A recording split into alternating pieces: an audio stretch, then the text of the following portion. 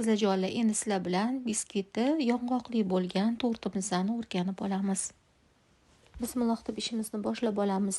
5 dona yirik tuxumni oqini sarig'idan ajratib olamiz. Agar tuxum maydaroq bo'lsa, unda 6 tasidan foydalanishingiz mumkin. Endi sarig'ini olib qo'yamiz. Oqini oppoq bo'lgunicha ko'pirtirib olamiz. Mana ko'piklarimiz oqarguncha ko'pirib oldi. Endi ustiga 300 gram shakarni oz-ozdan solib ko'pirtirishda davom etamiz. Hamma shakarni solib bo'lganimizdan keyin yana 2 minut qotgunicha ko'pirtirib olish esingizdan chiqmasin.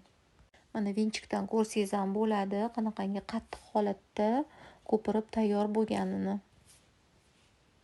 Tuxumni sarig'ini solib 1 minut yana ko'pirtiramiz. 100 mg yog' solib olamiz.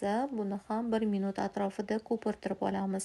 Ustidan 100 mg da sut solib, buni ham yarim minut atrofida ko'pirtirib olamiz.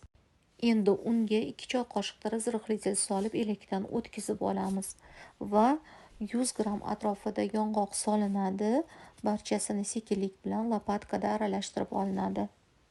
Yong'oqni o'ta maydalab yubormang, donalari bilinib tursin. 25 ga 30 listimizga pergamin qog'oz solamiz. Massamizni to'kib, tekislab 25 minut 30 minut davomida 120 gradus haroratda pishirib olinadi. Krem uchun endi qaymoq kerak bo'ladi. Bizga 400 gramda qo'l qaymog'idan ishlatdim. 200 gram variyonni moloko solib, vanilin qo'shib mikserda quyiltirib olinadi. Kremlashdan oldin birozgina shunaqa ust qavatlarini olib tashlasa, yaxshi holatda, chiroyli holatda kremlanadi.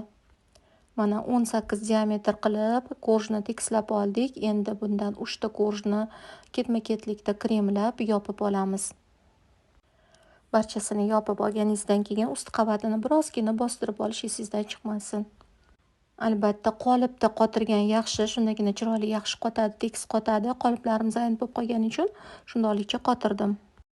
Ganash uchun 100 gram qaymoqni isitib, ustiga 80 gram oq shokolad va 10 gram молочный shokolad qo'shib aralashtirib, biroz sovigandan keyin tort ustidan quyiladi.